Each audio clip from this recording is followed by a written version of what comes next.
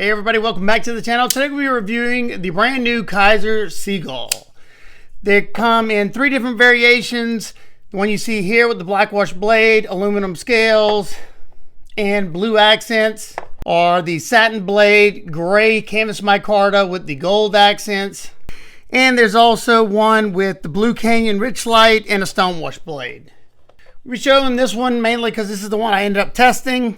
It's a good medium-sized EDC knife at 7.09 inches with a 2.9 inch drop point blade. It's going to be legal in all areas with 3 and under blade laws. Because of that low tip on the drop point, which is sitting about in line with the center of these scales, it makes it a very versatile blade because you can easily manipulate that tip to do fine detail work. Piercing and in-hand cuts are going to be good as well because your belly's not too crazy going to that tip. You have 2 functional rows of jimping here and here. If you choke back right here, it's sitting nicely, and then doing the detailed cuts to put a little bit more pressure down on that tip. I love when you have jimping right there. I'd rather have it there than here personally. And then also you have jimping underneath this forward finger choil and on the actual scales itself. Your sharpening choil is good. Your plunge grind comes about right here. So you're gonna have several sharpenings before you have to worry about it. And I love whenever they're like that, because I can easily lay my diamond file in there and open it up a little bit at a time so I don't have to have it any bigger than it needs to be. Your blade stock thickness is coming in at 0.110, and this one has a nice hollow grind to it that comes down to around 21 thousandths behind the edge at the thinnest portion. Let's see what it can do.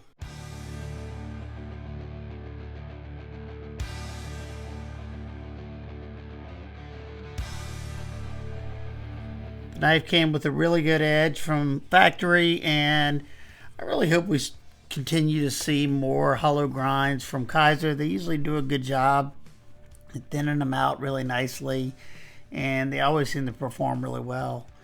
It's slicing very, very well through the cardboard, and I noticed right away I'm choked up in that forward choil area. I wish I would have made that a little bit bigger, because with gloves on it's not bad, but I can, whenever I swapped over doing the ergo testing here, it just feels a little awkward because it's not wide enough, maybe for their fingers, but not ours. But it's not like a hot spot or anything. It's comfortable enough, and we're able to get a lot of pressure into the wood, taking some big old chunks out. That edge is nice and crisp. Look at that. Throw in some chunks. And then when we get to the 1/2 inch sisal rope, it's biting into the rope very easily, and the belly is perfect for doing this type of cutting.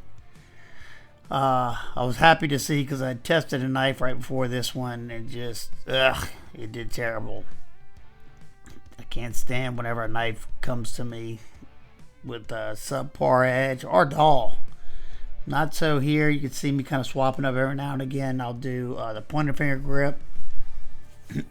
Sorry, feels like I'm losing my voice again. But yeah, so far so good. I kind of expected with Kizer.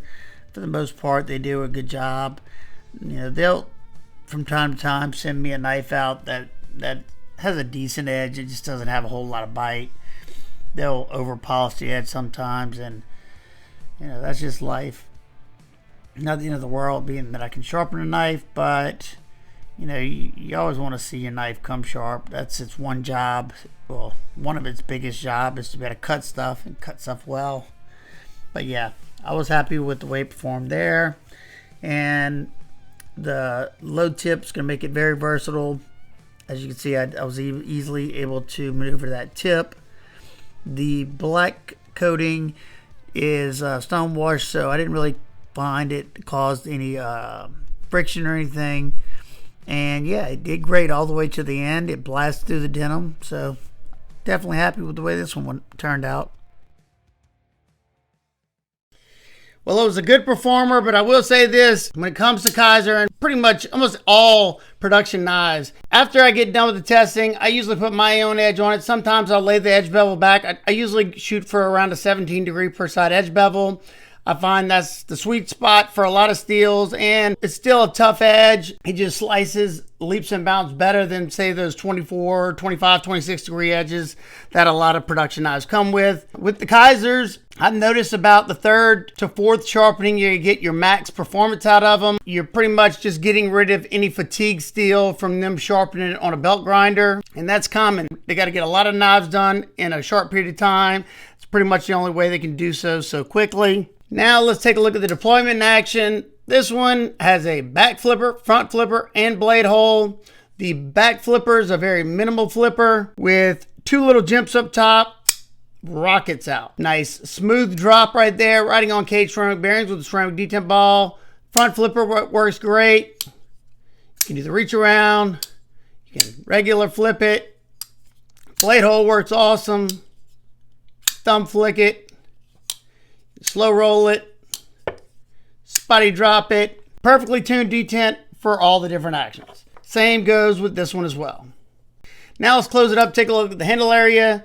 So you have these nice contoured tan aluminum scales. They're smooth, but they're not slick. They got some chalkiness to them, not crazy chalky, but just a little bit extra tactility to them, and I like that. They did a good job of knocking off any of the sharp edges anywhere, and I found this one to be very comfortable. The forward choil isn't the biggest choil. I get like a trigger finger grip there, or just kind of wrap my finger around it, but it definitely could be bigger if you're gonna put one.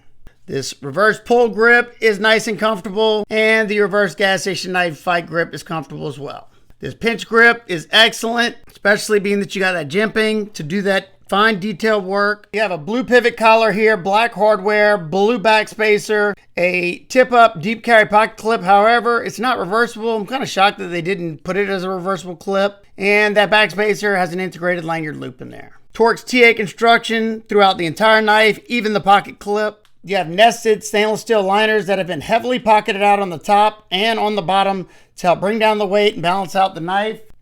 There's your balance point, exactly where you want it to be. So it's going to be very nimble in hand. It's going to feel lighter than it actually is. Whenever I was doing the cardboard cutting and the wood shaving, I like to choke up in this forward area. You can get a lot of control and a lot of power that way. And when it comes to weight, the aluminum version comes in at 3.26 ounces and the Micarta one comes in at 2.77 ounces. So both of them featherweights. They carry well in the pocket and sit pretty darn deep in the pocket as well. It hugs the side of the pants and there's no flipper tab sticking out because of the way they set this one up. So if you want to stick a phone in there, you're perfectly fine to do so.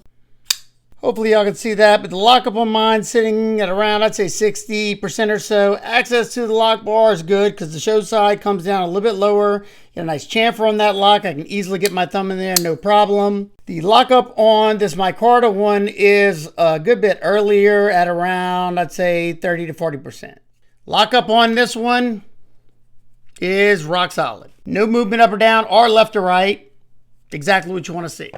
Now time for some quick size comparisons. It's a good bit smaller than the Ontario Rat 1 and it's very similar in length to the Ontario Rat 2. And it's just a hair shorter than the Kizer Drop Bear and it's pretty much identical in length to a QSP Penguin. And lastly, it's very similar in length to the Civivi Elementum and it's just a hair longer than the Vosti Dacorn. Now being that absolutely no knife's perfect, what are my nitpicks and complaints? There's no lefty love here. I think they could have made this forward choil a little bit bigger so it fit more people's hands. And they could have inset the clip into the frame, but all that stuff would have cost more money, so I get it.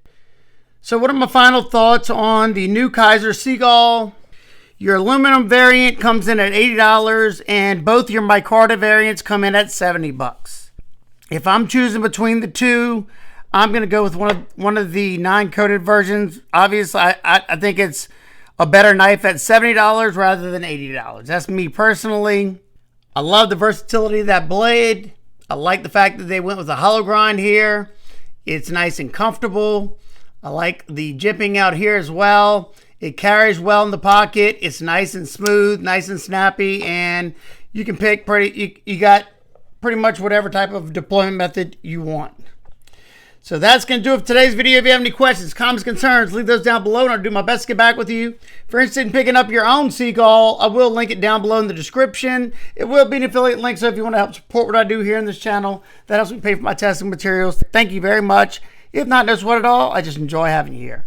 All right, guys and girls, hope everybody's having a remarkable day today. And remember, keep these blades sharp, smile more,